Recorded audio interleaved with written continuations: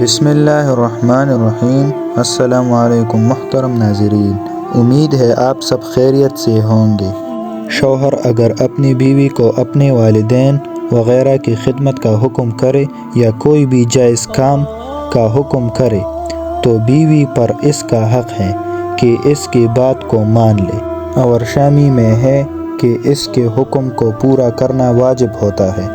البتہ اگر شوہر حکم نہ کرے تو شرعاً اگرچہ کچھ واجب نہیں، لیکن اگر وہ عورت شوہر کے والدین کے ساتھ ہے تو عرفاً اور اخلاقاً جتنا ہو سکے اتنی خدمت کرنی چاہیے۔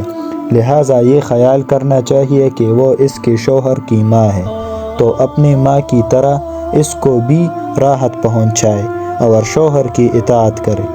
آخر جب عورت کو کوئی ضرورت پیش آتی ہے تو شوہر کی ماں اس کی خدمت کرتی ہے۔ اس طرح آپس کے تعلقات خوشگوار رہتے ہیں اور مکان آباد رہتا ہے۔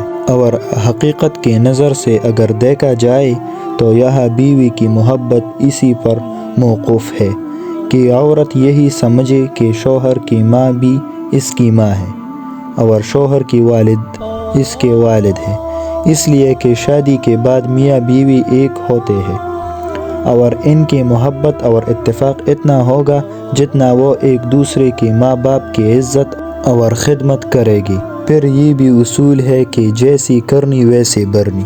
آج اگر عورت اپنے ساس اور سسر کی خدمت کرے گی جبکہ وہ خدمت کے محتاج ہے تو کل اس کے ساتھ بھی ایسا ہی معاملہ ہوگا کہ وہ مخدوم ہو جائے گی، اور اگر وہ اس کی خدمت سے جی چرائے گی تو کل وہ بھی دکھی دل اور پریشان ہوگی۔ اور آخرت کا اجر و انعام الگ ہے کہ عام مسلمان کی کسی حاجت کو پورا کرنے پر جب بے شمار احادیث میں اجر و فضائل ہے تو ایک قریبی رشتہ دار اور پھر شوہر کی خوشنودی اور اس کے والدین کی خدمت کرنے پر کیا ملے گا، اس کا اندازہ نہیں لگایا جا سکتا۔ اگر ساس بد اخلاق اور سخت مزاج بھی ہو تو یہ اس کا عمل ہے، اس پر صبر کیا جائے کہ قرآن میں صبر کرنے والوں کے لیے بے حساب اجر کا وعدہ ہے، اور اللہ تعالیٰ سے مانگتے رہے کہ اللہ پاک ہمت نصیب فرمائے اور ان کے قلوب میں محبت ڈال دے۔ اور یہ یاد رکھا جائے کہ خدمت اور عظمت سے جتنی محبت ہوگی وہ کسی چیز سے نہیں ہو سکتی۔ قرآن کریم میں ہے کہ نیکی اور برائی برابر نہیں ہو سکتی۔ برائی کو اگر اچائی سے دور کیا جائے تو دشمن بھی گہرا دوست ہو جائے گا۔